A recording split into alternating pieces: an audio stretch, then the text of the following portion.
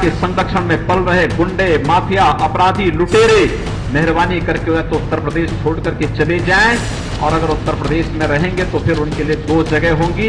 मुझे लगता है उस जगह कोई भी नहीं जाना चाहेगा। यूपी में गुंडों की खैर नहीं।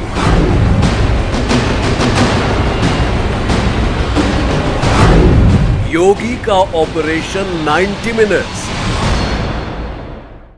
यूपी में अपराधियों के खात्मे के लिए शुरू हुआ है ऑपरेशन 90 मिनट।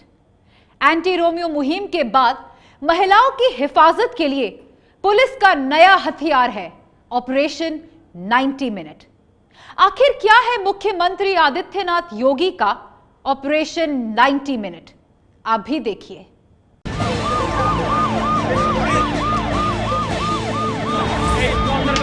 पुलिस महकमे के आला अफसर यूपी की सड़कों पर पैदल मार्च कर रहे हैं। पुलिस की टीमें सब्जी मंडी में पहरा दे रही हैं।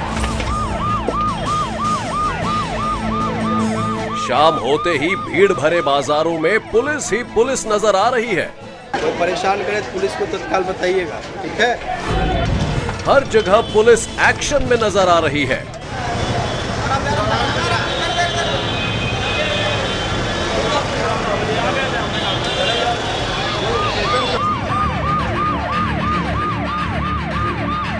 ये असर है यूपी के नए सीएम योगी आदित्यनाथ के ऑपरेशन 90 मिनट्स का।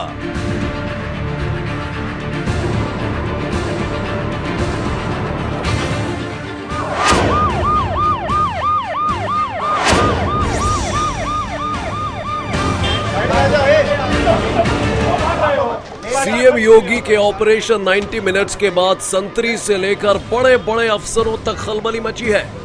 शाम ढलते ही वो अपने ऑफिस से निकलकर गश्त लगाते नजर आ रहे हैं। पुलिस वालों की नजरें भीड़ में गुंडों का पीछा करती हैं। हर जगह अपराधियों की तलाश शुरू हो जाती है, क्योंकि सीएम योगी आदित्यनाथ का आदेश है कि हर शाम कम से कम 90 मिनट तक सड़कों पर, बाजारों में और भीड़ भरे इलाकों में दिखनी चाहिए पुलिस।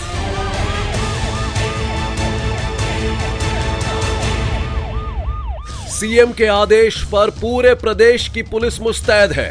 हर जिले में, हर शहर में पुलिस की टीमें रात का अंधेरा पसरते ही सड़कों पर निकल जाती है, ताकि घर से बाहर निकली महिलाएं पुलिस की मौजूदगी में खुद को सुरक्षित महसूस कर सकें।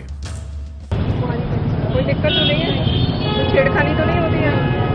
कोई ऐसा स्पेसिफिक पॉइंट जहाँ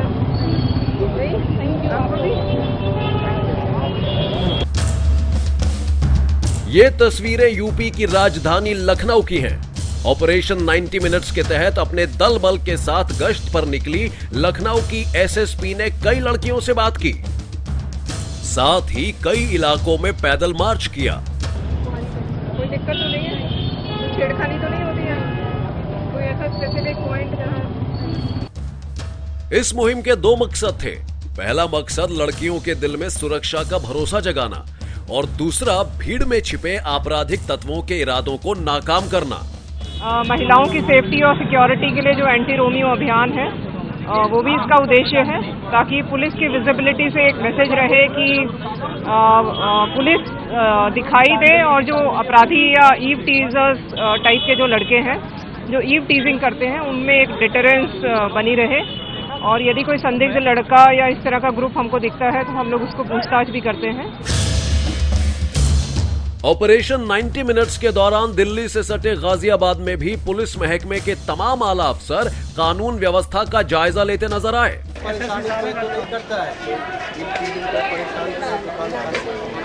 तो परेशान करे तो पुलिस को तत्काल बताइएगा, ठीक है? सड़क हो या सब्जी मंडी या फिर भीड़ भरे बाजार, हर जगह पुलिस एक्शन में थी। जिस पर भी शक हुआ उसे पूछताछ के बगैर जाने नहीं दिया गया। कहाँ जा रहे हो तुम लोग? क्या लेबर हैं या परिवार के कौन लोग?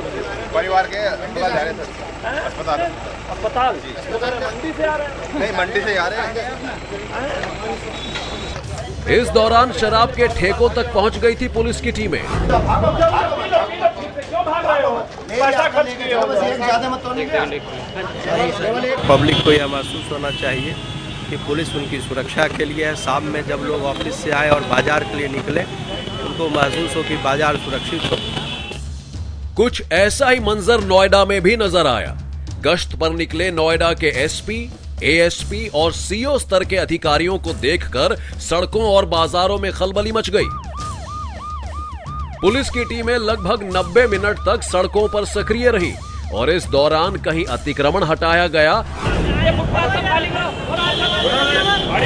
तो कहीं गलत ढंग से गाड़ी पार्क करने वाले लोगों को चालान थमा दिए गए।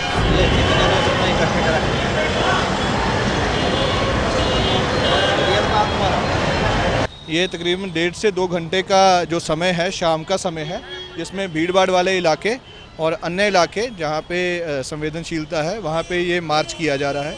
इसका मेन मकसद जो है वो आम जनता में सुरक्षा का भाव, सेंस ऑफ सिक्योरिटी, और जो कुछ आपराधिक तत्व हैं उनके मन में भय का भाव डालने के लिए ये किया जा रहा है। सीएम योगी का ऑपरेशन 90 मिनट्स यूपी के हर शहर, हर कस्बे में चल रहा है। फिलहाल पुलिस पूरी तरह मुस्तैद नजर आ रही है।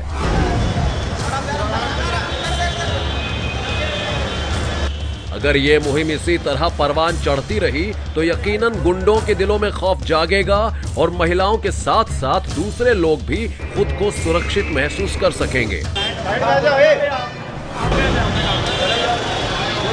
वो परेशान करे तो पुलिस को तत्काल बताइएगा। सच्ची घटना के लिए ब्यूरो रिपोर्ट।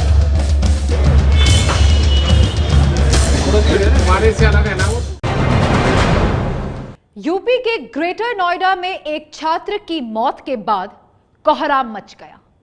लोग बेहद गुस्से में हैं और इस गुस्से का शिकार बने हैं कुछ विदेशी।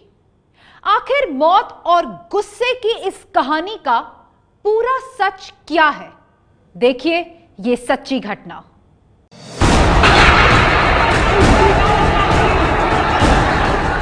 छात्र की मौत के बाद बवाल।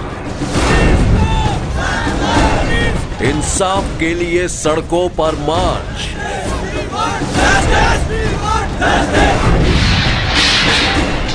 शक में विदेशी की पिटाई।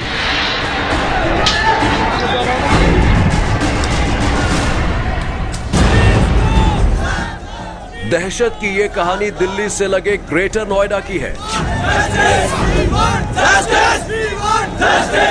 जहां कथित तौर पर ड्रग्स के ओवरडोज से एक छात्र की मौत के बाद अब कोहराम मचा है। छात्र की मौत की खबर से गुस्साए घर वालों ने कार्रवाई के लिए पहले पुलिस का घेराव किया और फिर शाम को परी चौक पर इंसाफ की मांग करते हुए बड़ा कैंडल मार्च निकाला। बात इसके बाद ही बिगड़ गई।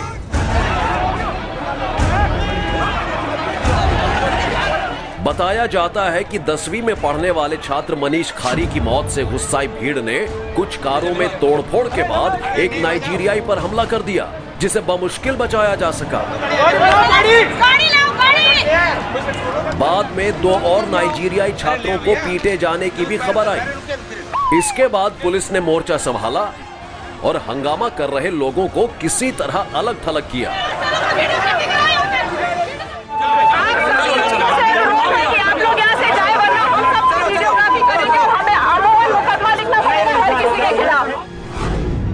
यहाँ हम आपको ये भी बता दें कि 10वीं का छात्र मनीष खारी 3 दिन पहले सुबह अपने घर के पास बेसुध मिला था। घर वालों ने उसे फौरन एक प्राइवेट हॉस्पिटल में भर्ती कराया, लेकिन इलाज के दौरान उसकी मौत हो गई। आरोप है कि सोसाइटी में ही रहने वाले कुछ नाइजीरियाई लड़कों ने उसे अगवा करके जबरन ड्रग्स की हाई डोज दे दी थी, लेकिन पुलिस ने उनके खिलाफ कोई कार्रवाई नहीं की। उन्होंने उनके फोन तक भी नहीं छीने। वो बराबर कांटेक्ट में थे कि हम 4-5 लोग यहाँ दबा लिए इन इंडियंस ने और तुम एक काम करो, इसको कहीं फेंको या कुछ भी करो। हमारी एक डिमांड ये है कि जब बच्चा उनकी गिरफ्त में था और 5 लोग वो हमारी गिरफ्त में थे, तो उस काम को अंजाम कौन दे रहा था? उसको ड्रग्स दे कौन रहा था? उसको सुबह फेंक के कौन गया? इसका मतलब उनका पूरा गिरोह है, 10-15 लोग उसमें काम कर रहे हैं। दूसरी बात, अगर उन्होंने पुलिस ने वो 5 लोग गिरफ्तार किए हैं, तो अगले दिन उनको बिना हमारी सहमति के, बिना किसी इन्वेस्टिगेशन के छोड़ा क्यों गया? हम अभी सिर्फ एसपी ऑफिस या डीएम ऑफिस पर नहीं रुकेंगे, हम सीएम ऑफिस में भी जाएंगे। जो पोस्टमार्टम सरकारी अस्पताल में कराई गई है तो उसमें डॉक्टर्स कुछ भी कहने से इनकार कर रहे हैं और विसरा भी प्रिजर्व किया गया है। हमें सीसीटीवी फुटेज और कई ऐसे जो भी सोर्सेज हैं हमारे इंटेलिजेंस के, उससे ऐसा कुछ भी हमारे हाथ नहीं लगा है। कोई साक्ष्य ऐसा नहीं मिला है कि हम उनको गिरफ्तार कर सके। हालांकि एफआईआर पंजीकृत कर लिया गया है, आगे की जांच की जा रही है। उस लड़के की भी मेडिकल हिस्ट्री है पहले भी, तो उन सबको आधार बनाते हुए हम आगे कार्रवाई करेंगे। मामले के सुर्खियों में छाने के बाद विदेश मंत्री सुषमा स्वराज ने भी ट्वीट किया। ट्वीट में उन्होंने लिखा था, मैंने यूपी सरकार से नोएडा में अफ्रीकी छात्रों पर कथित हमले की पूरी रिपोर्ट मांगी है। फिलहाल पुलिस इस पूरे मामले की जांच कर रही है ताकि 10वीं के छात्र मनीष खारी की मौत का पूरा सच सामने आ सके। सच्ची घटना के लिए उदित गोयल की रिपोर्ट। सच्ची घटना में आज बस इतना ही। मैं फिर आऊंगी आपके शहर की कुछ और सच्ची घटनाएं लेकर। तब तक देखते रहिए एबीपी न्यूज।